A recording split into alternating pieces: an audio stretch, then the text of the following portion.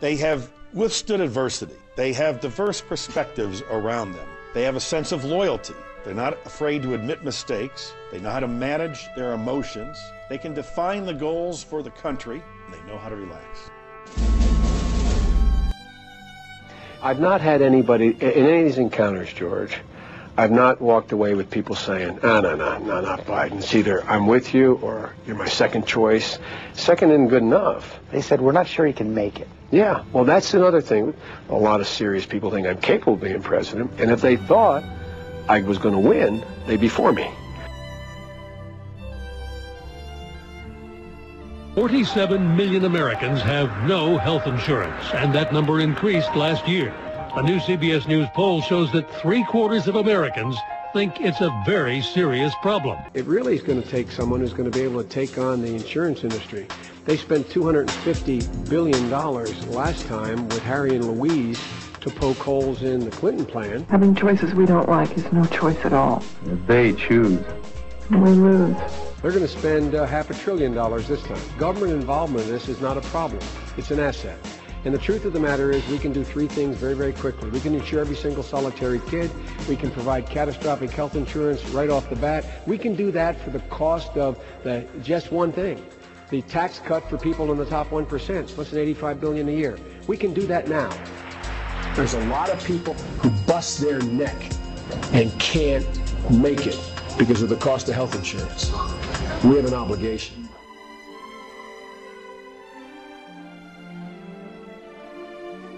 He was much more mechanically inclined than he led me to believe that he was. He turns a wrench pretty well. We're not clock watchers.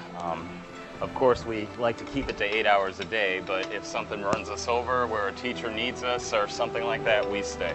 We take care of our people. And we came back up into the maintenance area and replaced a lot of filters in the heating and air conditioning systems in the ceilings of the schools, and we did that. That I did, but I'm not accustomed to. I have to sweep the floor. Anybody know where there's a dustpan? I would hire Senator Biden to be on my crew. He didn't refuse to do anything. I think he would be a really good custodian. He would do a good job for me. There's tens of thousands of people who get underpaid, who every day get up, go to work, and do their absolute level best because they understand the job they do will allow someone else to do their job well. It is getting harder to make ends meet. We used to comment often about how we live from paycheck to paycheck. It seems like anymore we're living paycheck to barely paycheck, and you're just scraping to get by. Most people think that people doing Marshall's job punch the clock, put in their time, and when they leave, they couldn't care whether the whole building collapses or not. This guy takes the job home. So you worked on the boilers today. the senator did a fine job. Excellent. He's being polite, guys. He's being very polite, and I appreciate it. This is the kind of family that I kind of grew up in, where you know, everybody ate dinner together. It was a place where you sat down to occasionally eat and have a conversation, which is the main purpose. I feel it is extremely important for a presidential candidate to walk a day in my shoes. You know, in the last several presidential elections, Republicans had an advantage on that issue of values. How did Democrats get it back? Fight back. Fight back. Point out, what's the value? Tell me what your values are of whoever I'm debating for the presidency. Tell me what your value are. Do you value people making an average of $1.4 million a year, getting an $85 billion tax cut? Do you value that more than sending every kid who can't get to college that costs less than $9 billion? Do you value more providing for a tax cut for people who in fact are able to clip coupons that cost $198 billion over the next 5 years than making sure that every child has health insurance? You want to talk about values? I'm ready to talk about values.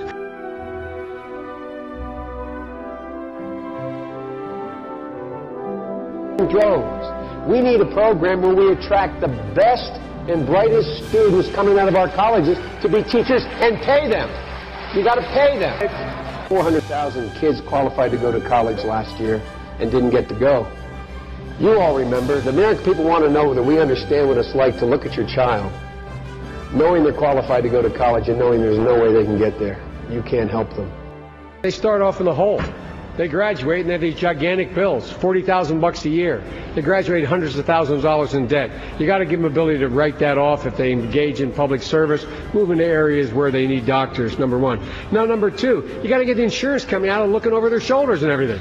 They know the decisions to make. They know what they should be doing, and they should be rewarded for their decisions. The light's on, and I want you to know I stay inside my time. Very good. It's our new tough guy policy. I remember walking on my father's used car lot. He wasn't an owner. He was a manager of a automobile dealership. On a Friday afternoon in the spring of my senior year in high school, my dad looked like he was a proud man. Looked like someone hit him in the head with a baseball bat. And he looked at me and said, "Champ, I'm sorry. I'm sorry. I went to the Farmers Bank and they won't give me a loan to get you to Delaware." How does your faith inform what you've done in public life?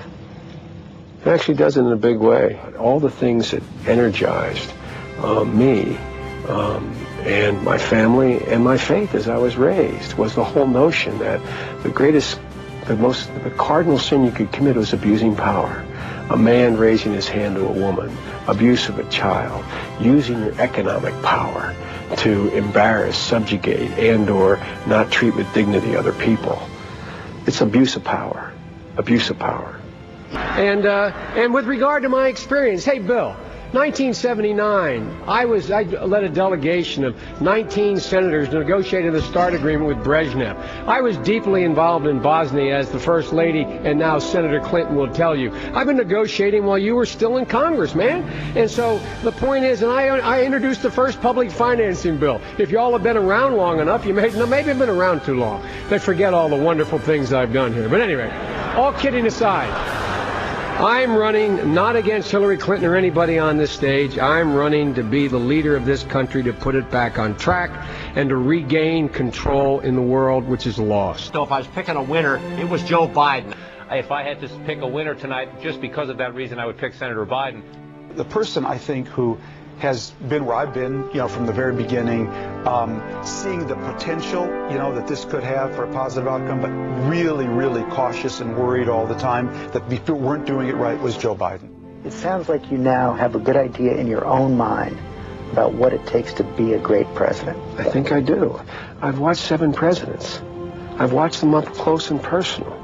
And I've taken a look at what are those traits, what are those, that inner confidence is required to deal with really, really complicated issues that affect people's lives.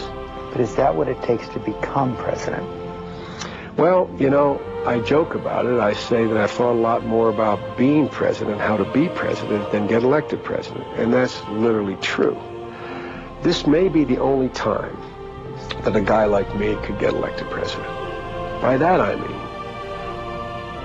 I think the single most important thing Americans are looking for, just my fingertip feel as a politician, is authenticity and insight. They're looking for somebody who's genuinely authentic, is going to tell you what he means or she means, and has the confidence to be able to communicate to you. They have the depth and breadth of knowledge to lead this country through what is going to be a fairly difficult decade. They want to trust. They want to trust not only your character, but your judgment.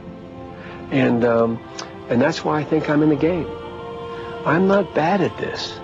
So this is I have a time. track record. I really believe it is. Nobody has all the answers. I'm not suggesting that. But if the Lord Almighty came down and sat here, George, and said, I guarantee you A, B, or C could do a better job than you, I'd say, thank you, God, I can go home. But you're not going home yet. I'm not going home. Senator Biden, thanks very much. Thanks an awful lot. Appreciate it. And this weekend, Biden became the first candidate to get an editorial endorsement in Iowa. The Storm Lake Times in Buena Vista County said, we stand with Joe Biden because he has all the professional skills and, more important, the personal strength to get the job done unlike any other candidate.